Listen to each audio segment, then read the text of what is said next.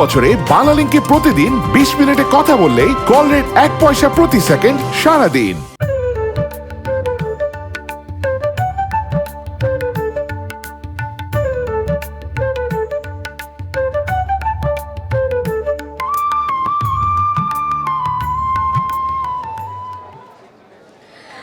বইমেলা মানে কেবল বই মেলা নয়, এ যেন এক অনুভূতির সমুদ্র, যেখানে এক একটি শব্দ ঢেউ হয়ে আছড়ে পড়ে পাঠকের হৃদয়ে, আমাদেরকে নিয়ে যায় কল্পনার জগতে, শেখায় ইতিহাসের পাঠ, জাগিয়ে তোলে ভাবনার আলো। বইমেলা যেন মানুষের জীবনের গল্প, স্বপ্ন আর বাংলা অক্ষরে মোড়ানো এক আলোর মঞ্চ। প্রতিটি বই যেন এক একটি জীবনের গল্প। কেউ গল্প শেখায় মনের মনোজগতের, আবার কেউ বা শেখায় জীবনের গভীর পাঠ।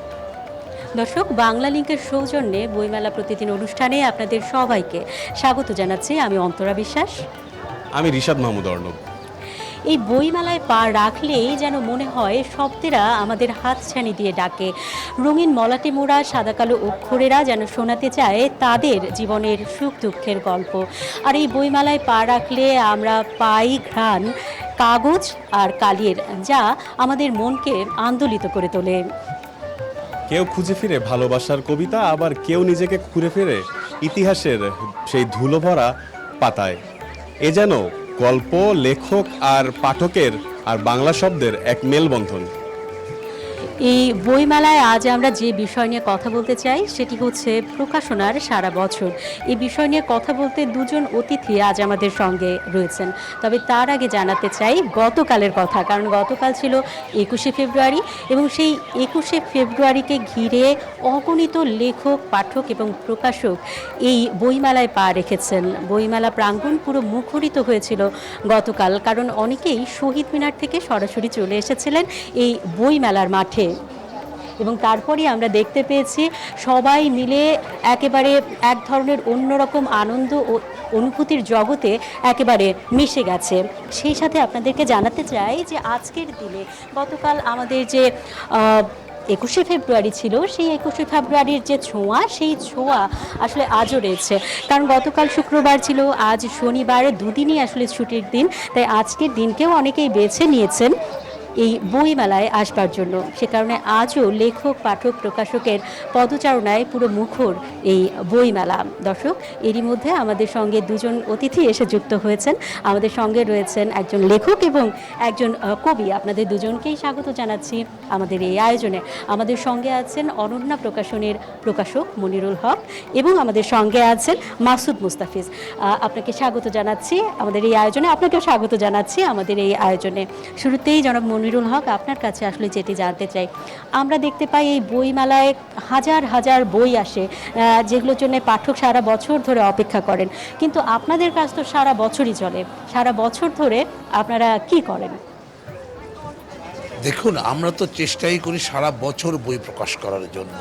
আমাদের অনেকটি বাংলাদেশে এখন অনেকটি বড় উৎসব হয়, দুইটা বড় ঈদ হয়, দুর্গাপূজা হয়, পহেলা বৈশাখ আরেকটি বড়। কিন্তু দুর্ভাগ্য, আমাদের যারা এখানে লেখালেখি করেন তারা ঠিক এই 21 কেন্দ্রিক বইমেলা কেন্দ্রিক বই লিখতে স্বাচ্ছন্দ্য বোধ করেন। তাই আমরা প্রকাশকরাও সেদিকেই তাকিয়ে থাকি। আমার মনে এটা থেকে আমাদের বেরিয়ে আসা উচিত। সারা বছর নতুন বই প্রকাশ হবে, পাঠকরা জানবে, বিভিন্ন এখন এত ইলেকট্রনিক্স মিডিয়া, প্রিন্ট মিডিয়া, সেই কল্যাণও তো মানুষ জানতে পারে। আমরা অবশ্যই এই প্রেশারটা নিতে চাই না। এখন যে আপনার যে পরিমাণে একটা প্রেশারই আমরা থাকি, কারণ সবগুলো পাণ্ডুলিপি আমরা ডিসেম্বর জানুয়ারিতে পেয়ে থাকি। তবে এখন এই বইমেলায় এত স্বল্প সময়ে এতগুলো বই প্রকাশ করা খুবই দুরূহ ব্যাপার। আসলে বই তো খালি বললেই আমি প্রকাশ করে ফেলাম না, এটার সাথে অনেক জড়িত আছেন। প্রুফ রিডিং একটি, সম্পাদনা একটি, কম্পোজিটর একটি, শিল্প যিনি প্রচ্ছদ শিল্প তারই একটু সময় দিতে হয়। সে কারণে আমরা মনে করি একটু সময় করেই করা উচিত। অগণিত মানুষের পরিশ্রম এবং ঘাম বাংলা বাজারে আমরা দেখেছি, সেখানে বই যিনি সেলাই করছেন, বাইন্ডিং করছেন, প্রিন্ট করছেন, এই কাজের সাথে অগণিত মানুষ আসলে জড়িত রয়েছে। তো সে বিষয়েও কথা বলবো এবং সেই বিষয়ে আরেকটি বিষয় আসলে জানতে চাই, সেটি হচ্ছে অনেক লেখকে তাদের নিজেদের মার্কেটিং করে থাকেন নিজের ফেসবুক থেকে। তো এছাড়াও আর কি কীভাবে আসলে এই বই গণমানুষের কাছে পৌঁছানো যায় সে বিষয়েও জানবো, কিন্তু তার আগে মাসুদ মুস্তাফিজ আছেন আমাদের সঙ্গে কবি। আপনার কাছে জানতে চাই, এই বইটি কি এবার লিখলেন? এই বইটি এই সংস্করণ এবারের, আর এবারে আরও একটি বই আসছে। আমার বই মোটামুটি কয়েকটা পাণ্ডুলিপি জমা নিয়েছে প্রকাশক। পূর্ণ প্রকাশন পূর্বাপর লিখে যাচ্ছে অসম্ভব ইশারা নামে একটা কবিতার বই নিয়ে আসবে, আর এটি বেহুলা বাংলা শ্রেষ্ঠ কবিতা করেছে। মোটামুটিভাবে 4টা বই আসবার কথা, তার মধ্যে 2টো এসে গেছে।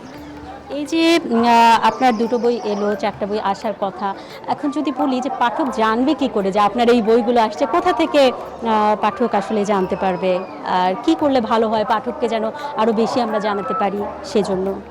না, এটা আসলে নিশ্চয়ই পাঠকের জন্যই লেখা, পাঠক তো সেটা জানবেই।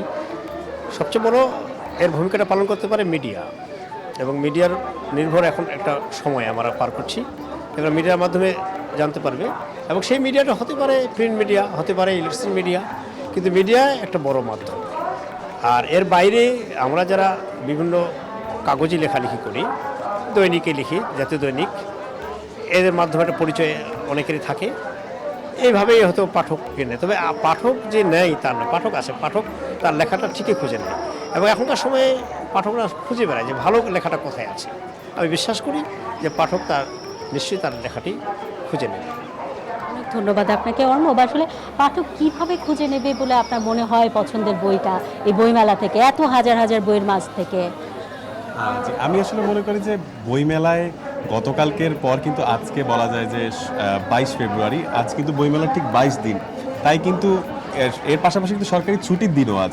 তাই কিন্তু আমরা আজকে দেখছি যে এখনই বইমেলা শুরু হয়েছে কিন্তু 3টায়, এখন 4:30 বেজেছে, কিন্তু এখনই এর মধ্যেই কিন্তু বলা যায় যে দর্শকদের, দর্শনার্থীদের এবং লেখক পাঠকদের যে মিলন মেলা, সেটি কিন্তু অনেকটাই শুরু হয়ে গিয়েছে বলা যায়।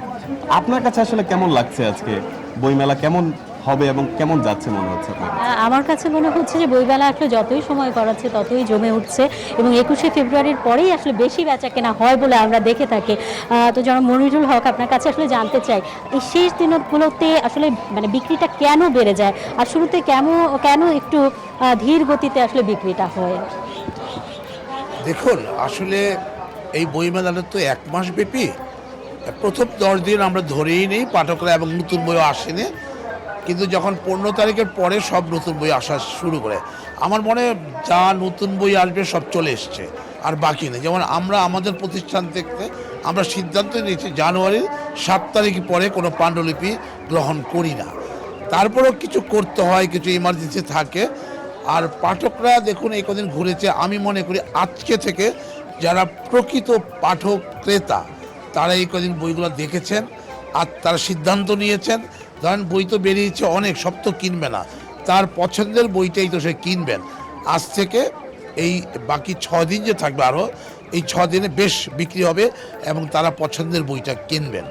এবং আপনি বলছিলেন, এবং এর আগে আপনার কাছে একটা প্রশ্নও রেখেছিলাম যে লেখক কি তার নিজের মার্কেটিং নিজেই করবে, প্রকাশক কি কোনো দায়িত্ব নিতে পারে কিনা, বা কোনো প্রকাশনা সংস্থা যদি সেই দায়িত্ব নেয়ও পাঠক আসলে কতটা সেটি সাদরে গ্রহণ করবে, বা আর কি করা যেতে পারে লেখকের লেখাটি পাঠকের কাছে আরও বেশি পৌঁছে দেওয়ার জন্য? দেখুন, একটি বই যখন প্রকাশক প্রকাশ করবেন, দায়িত্বটা প্রকাশকের।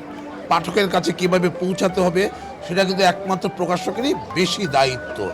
তারপরেও আমাদের যারা লেখক আছেন তাদেরও কিছুটা দায়িত্ব থাকে, তারা নিজ উদ্যোগী পাঠকদেরকে হাজির করেন তার লেখাটা কেমন হয়েছে, কীভাবে পাঠকদের বিভিন্নভাবে চেষ্টা করেন। তবে এখন একটি বড় যুগ চলে এসছে অনলাইন। এখন আমাদের ম্যাক্সিমাম বই সারা বছর আমরা প্রকাশকরা অনলাইনে প্রচার করে থাকি। বিভিন্ন মিডিয়া, অনেকগুলো বড় সাইট হয়েছে যারা প্রচুর বই বিক্রি করে অনলাইনে, এবং আমরা সারা বাংলাদেশে আমাদের যে জেলাগুলো আছে এবং উপজেলা পর্যন্ত এই বইগুলো পৌঁছে দেওয়ার দায়িত্ব আমরা নিয়ে থাকি। আমাদের প্রতিনিধি থাকেন, আমাদের এজেন্ট থাকেন, তারা এগুলো করেন। তবে তারপরও সব ছাপিয়ে অনলাইনে একটি বড় বাজার দখল করেছে, এবং খুব সহজেই পাঠকরা এটা এটা প্রকাশনা প্রতিষ্ঠানও তাদের ফেসবুকের মাধ্যমে তাদের নিজস্ব ওয়েবসাইটের মধ্যে জানান, এবং যার বড় সাইটগুলো আছেন তারা এগুলোকে প্রচার করেন এবং বেশ পাঠকরা খুব সহজেই বইগুলা পেয়ে থাকেন।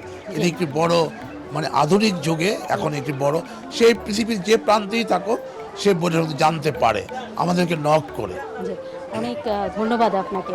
যেমনটি আমি তো এবার কথা বলতে চাই আমাদের যে লেখক মাসুদ মুস্তাফিজ সাহেব ওনার সাথে, যে এখন যে আমাদের এই যে গণ অভ্যুত্থান, এই গণ অভ্যুত্থানের পরবর্তী সময় কিন্তু জেন জি বলে একটা জেনারেশন তৈরি হয়েছে। আপনি কি মনে করেন যে জেন জি এই জেনারেশন কি আসলে এই বইয়ের পাঠক হিসেবে কেমন তারা আগ্রহী? না, আসলে এই বিষয়টি খুবই ভাববার বিষয়, খুব স্পর্শকাতর একটা বিষয় আপনি উপস্থাপন করেছেন। কারণ এই জেনজি এটাকে অনেকে ভাবছেন যে এটা বোধহয় এই বইমুখী হবে না বা আসলে আদৌ হবে না, এটা একটা সাময়িক আমরা হয়তো দেখতে পাচ্ছি না। কিন্তু আমি বিশ্বাস করি এই যে ই বুক এবং ইলেকট্রনিক মিডিয়া, তারপরে আপনার যে অনলাইন, এইসবের কারণে এরা কিন্তু এই জায়গায় ফিরে আসছে এবং এরা একটা কিন্তু আন্দোলনের মধ্যে দিয়ে, একটা মুভমেন্টের মধ্যে দিয়ে কিন্তু এটা ফিরে আসবে আমি বিশ্বাস করি। এবং আমি খুবই আশাবাদী যে তারা এই জায়গাতে ফিরে আসবে এবং এদের মধ্যে কিন্তু একটা বড় রকমের একটা ঝড়, একটা বড় রকমের একটা উন্মাদনা আছে এবং আমরা তাদের প্রতি এতটা বেশি বিশ্বাসী হতে পারি যে তারাই কিন্তু আমাদের আগামী বাংলাদেশকে আরেক জায়গায় নিয়ে যাবে বা আমাদের বিশ্বকে এগিয়ে নিয়ে যাবে। এই বিশ্বাসটা আমাদের রাখা দরকার, আমি খুবই বিশ্বাস করি। তরুণ প্রজন্মের ওপরে আসলে আমাদের সেই বিশ্বাস রাখতেই হবে, কারণ কালে কালে তারাই এগিয়ে নিয়ে গেছে আমাদেরকে। জি, মনিরুল হক বলতে চাইছিলেন কিছু। জি, না, এ বিষয়ে আমারও স্পষ্ট বক্তব্য। আমাদের একটি ধারণা ছিল যে আমাদের যে এই তরুণ প্রজন্ম তারা বুঝি বই বিমুখ, রাজনীতি বিমুখ, সেটা কিন্তু একেবারে ভুল প্রমাণিত করেছে এই জুলাই আগস্ট আন্দোলনে। আমরা এদের মনে করি তারা হাইব্রিড, তারা মোবাইল ইন্টারনেটে থাকে না, তারা যে রাজনীতি সচেতন, জনকল্যাণে কাজ করতে পারে এটা কিন্তু প্রমাণ করে দিয়েছে। তাই আমাদেরকে তাদেরকে সাধুবাদ জানাই। নিশ্চয়ই তারা বইও পড়েন, অবশ্যই বই পড়েন। নিঃসন্দেহে। আরেকটি বিষয়, আমাদের আজকের যে বিষয় প্রকাশনা সারা বছর, তো আপনার যে বইগুলো সেগুলো কি সবসময় বইমেলা কেন্দ্রিক হয়, মানে বইমেলাতেই আসে নাকি সারা বছরই প্রকাশিত হয়? এটা একটু জানতে চাই আমরা। বইমেলায় সবচেয়ে বেশি আসে কবিতার বই। না, এই বিষয়টি কিছুক্ষণ আগে আমাদের প্রকাশক খুব ভালোভাবে বলেছেন। একটা ঝড় বা আমাদের মধ্যে একটা উন্মাদনা থাকে, কিরকম জানেন, যে বইমেলা মানেই বই প্রকাশ করতে হবে এবং এই ভিড়ে কিন্তু কিছু অলেখক ও কবি কিছু লেখা হতে বেরিয়ে যায়। এই জায়গাটা কিন্তু দেখবার দায়িত্ব একেবারেই প্রকাশকের। কারণ প্রকাশক সম্পাদনা ভালো না করতে পারলে, ভালো পাণ্ডুলিপি না নিতে পারলে এবং এটা যদি প্রচার প্রসারে সেই জায়গায় না নিয়ে যেতে পারে, তাহলে লেখককে কিন্তু খুব বড় রকম একটা মানে ধাক্কা খেতে হয়। তবে হ্যাঁ, সারা বছরে বই প্রকাশকরা করে, আমার সারা বছরই হয়, তো বইমেলা একটু বেশি ঝোঁক থাকে। অনেক ধন্যবাদ আপনাদের দুজনকেই আমাদের আমন্ত্রণ গ্রহণ করবার জন্য। এবারে সময় হয়েছে একটি বিরতি নেবার। দর্শক, আমরা ফিরছি কিছুক্ষণের মাঝেই বাংলালিংকের সৌজন্যে বইমেলা প্রতিদিনের দ্বিতীয় পর্ব নিয়ে। সাথেই থাকুন।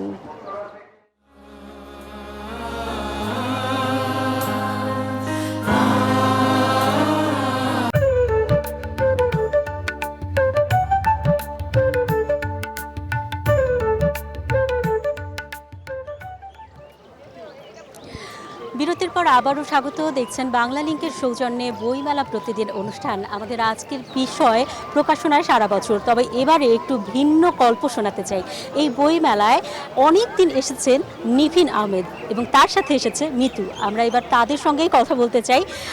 মিতু কেমন আছে আগে সেটি জানতে চাই। আলহামদুলিল্লাহ, অনেক ভালো আছে, ও অনেক ভালো আছে, অনেক হ্যাপি।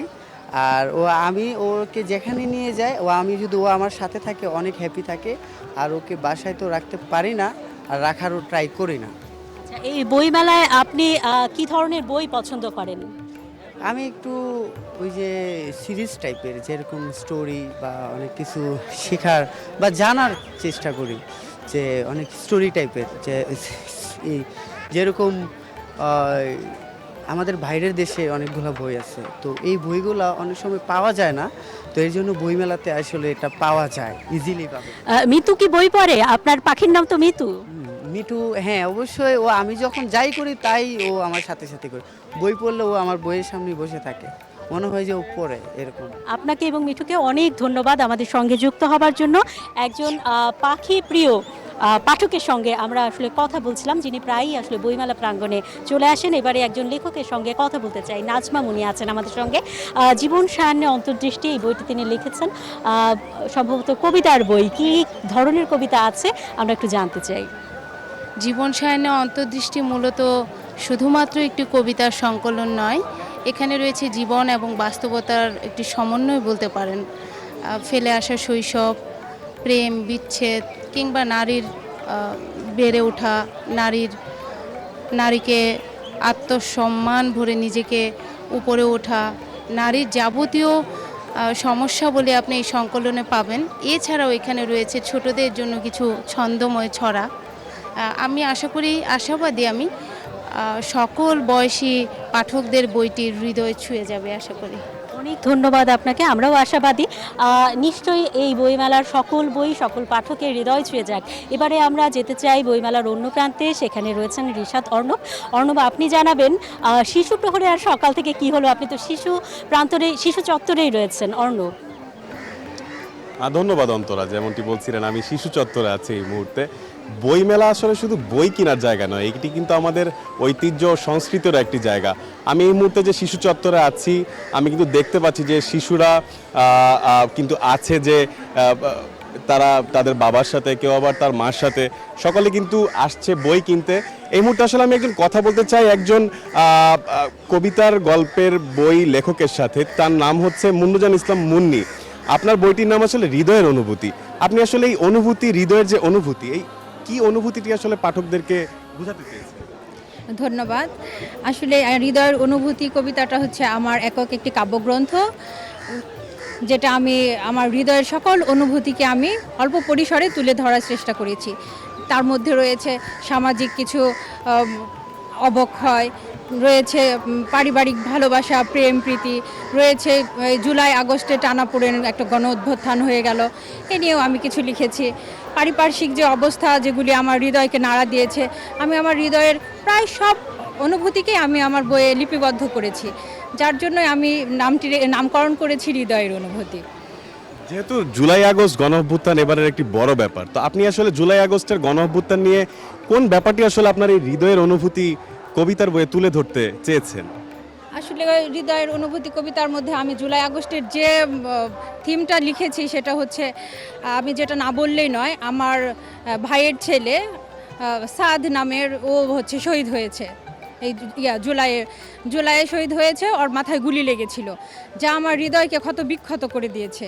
আর আমি ওদেরকে নিয়েই, মানে শহীদদেরকে নিয়েই আমার এখানে লেখা কিছু অনুভূতি কাব্য আমি লিপিবদ্ধ করেছি। যেমনটা আসলে তিনি বলছিলেন যে জুলাই স্মৃতি, যে তার যে পরিবারের সদস্য নিহত হয়েছেন মাথায় গুলি লেগে, সেই অনুপ্রেরণা থেকে কিন্তু তিনি হৃদয়ের যে অনুভূতি এই বইটি লিখেছেন। তবে এই মুহূর্তে আমি একটু আপনাদেরকে দেখাতে চাই যে শিশু কিশোররা কিন্তু এসেছে, অনেকেই স্কুল শেষে স্কুল ড্রেস পরে কিন্তু এসে পড়েছে বইমেলা প্রাঙ্গণে। কেউ তার যে বাচ্চা শিশু, সেই শিশুকে নিয়েও কিন্তু অনেকে বইমেলা এসেছে। সকলেই কিন্তু চাচ্ছে যে তাদের এই শিশুরা যেন বাংলার ঐতিহ্য ও সংস্কৃতির উপর যেন তারা যে অনুপ্রেরণা পায়, ভবিষ্যতে যেন মানুষ হিসেবে বাংলার ভাষাকে বুকে ধারণ করে বাঁচতে পারে। এই মুহূর্তে আমরা কিন্তু চলে যেতে চাচ্ছি আমাদের বইমেলার অপর প্রান্তরে অন্তরা বিশ্বাসের কাছে।